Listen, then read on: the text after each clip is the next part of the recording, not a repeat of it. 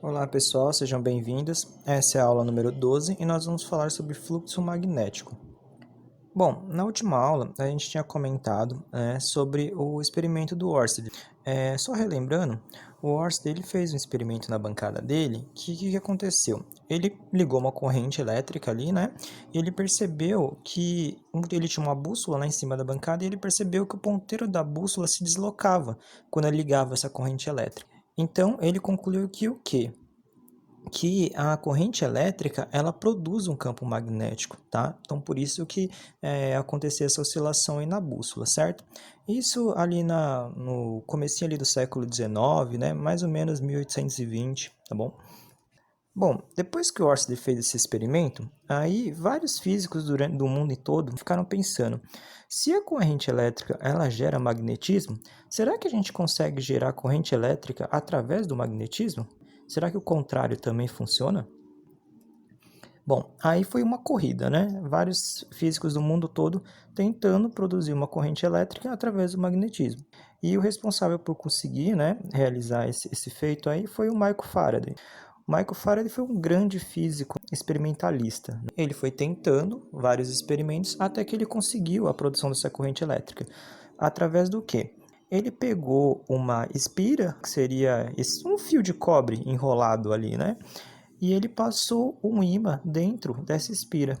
E quando ele passava esse ímã dentro dessa espira, ele percebeu que ali era produzida uma corrente elétrica, tá? Então, o Michael Faraday, né, conseguiu produzir uma corrente elétrica através do magnetismo. E isso foi muito importante. Através desse experimento, a gente conseguiu produzir eletricidade de uma maneira mais fácil, né? Uma corrente elétrica de uma maneira mais fácil. E isso mudou o mundo. Bom, agora o tema da nossa aula é o fluxo magnético, tá?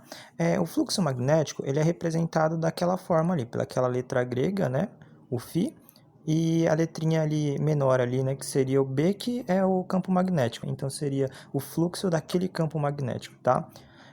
Bom, o que seria o fluxo magnético? O fluxo magnético seria exatamente isso, essa relação entre o campo magnético do ímã e a área dessa espira, tá bom? Tem como a gente calcular o valor desse fluxo magnético? Tem sim. O fluxo magnético ele vai depender de três coisas, basicamente. Ele vai depender ali do B, que seria ali o campo magnético do ímã. Então, quanto maior for o campo magnético do ímã, maior vai ser o fluxo.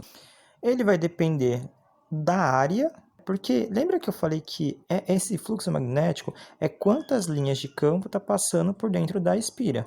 Se for uma espira com uma área maior, aí vai passar mais linhas, né? E o fluxo vai ser maior, tá? Então ele depende da área dessa espira, tá bom? E ele também depende do cosseno de θ. Esse cosseno de θ eu vou explicar um pouquinho melhor mais para frente, tá? Lembrando que a unidade de medida do fluxo magnético é o Weber. Ele é simplificado ali, né, por WB. Ele é a mesma coisa, né, de falar que é Tesla por metro quadrado. Bom, agora vamos entender aquele cosseno, né? É o seguinte, galera. Imagine que aquela parte, aquela superfície ali, né, que está em azul, é a nossa espira, tá? Pensem assim, se você passar essa espira na vertical, na horizontal ou inclinado, dependendo do ângulo que você passar ali, concorda que aquelas linhas de indução ali, a quantidade delas vai sofrer uma variação dependendo do ângulo que você colocar essa espira? Então, por isso que a gente tem que usar aquele cosseno de θ, que o cosseno de θ é exatamente isso, tá?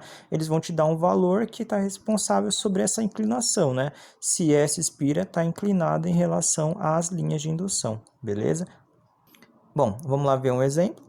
Aqui ele fala assim, né, que uma espira circular tem um raio de 1 metro e está sob influência de um campo magnético de módulo 5 Tesla. Determine o fluxo magnético em Weber sobre a espira, considerando que o ângulo entre o vetor campo magnético e a reta normal ao plano dessa espira seja 60 graus. Aí ele tem aqui os dados, né, para você usar o π valendo 3 e o cosseno de 60 é 0,5.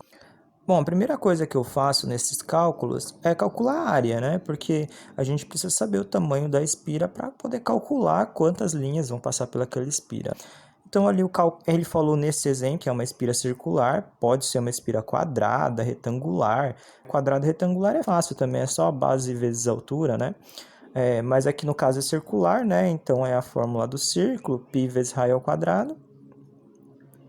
Ele falou ali que o π a gente pode usar 3 e o raio é 1. Realizando ali a conta, 1 ao quadrado é 1 vezes 1, né? Então não tem diferença. E ali 3 vezes 1 é 3 metros quadrados. Bom, agora eu já tenho o cálculo aqui da área, aí sim, agora eu posso calcular o fluxo magnético. Lembrando a fórmula, né? O fluxo magnético é igual ao campo, aí tem a área e tem o cosseno.